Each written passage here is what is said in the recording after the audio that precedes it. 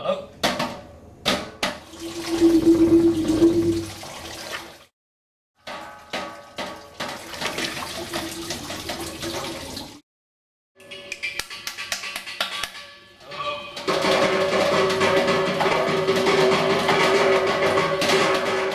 Welcome to the noise barrels.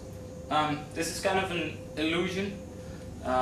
The idea came from having a sound wave going into a water wave, and I'm picking up that water wave in the end.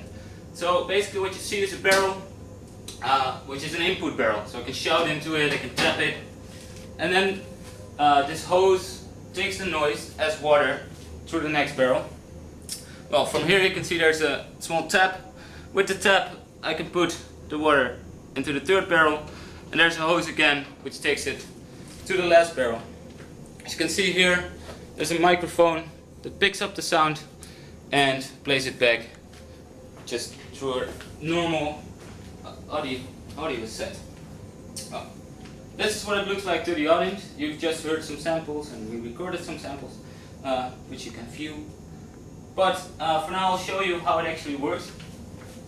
There's a small mic over here in this barrel. So actually when you tap or when you shout, it gets recorded by this small mic.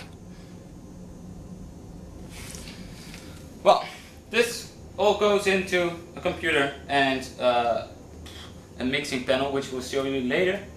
Well, this sound goes into the computer. However, there is a sensor over here, which is a pressure sensor. This is just a lever to get more pressure on, and this controls the volume. So sound is picked up by a microphone, goes into the computer. The volume of the sound is controlled by this lever. So actually with the tap you're manipulating the volume. Well, then the last barrel, I'm just going to step through. This last barrel actually has two sensors in it to manipulate the sound. The first one is the light sensor. The light sensor is here. There's also a spot directed towards the light sensor to get some more lighting, get some more variance. What this light sensor does is that the moment that I put a lid on top, it kind of damps the sound. So you get echoes and you get lower frequency noise. There's also in this barrel an accelerometer, which is inside two cups to get him waterproof. Basically he measures the tilt. So if he goes like this or like this, he gets a value. There's two values coming out of this one. And basically what he measures is movement in the water. So if you steer the water, this one is going to move, and you hear flangers and dropping sounds.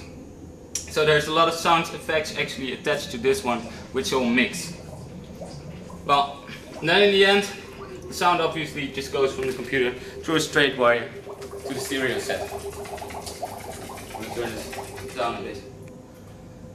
Okay, so that's technically what it works like.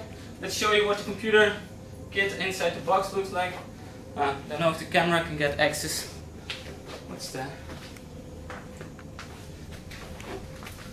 Okay, so here a box to disguise it and to make it look somewhat more proper. As you can see here, I don't know if you can see the screen, I can lift it up a bit. There's a program in Max.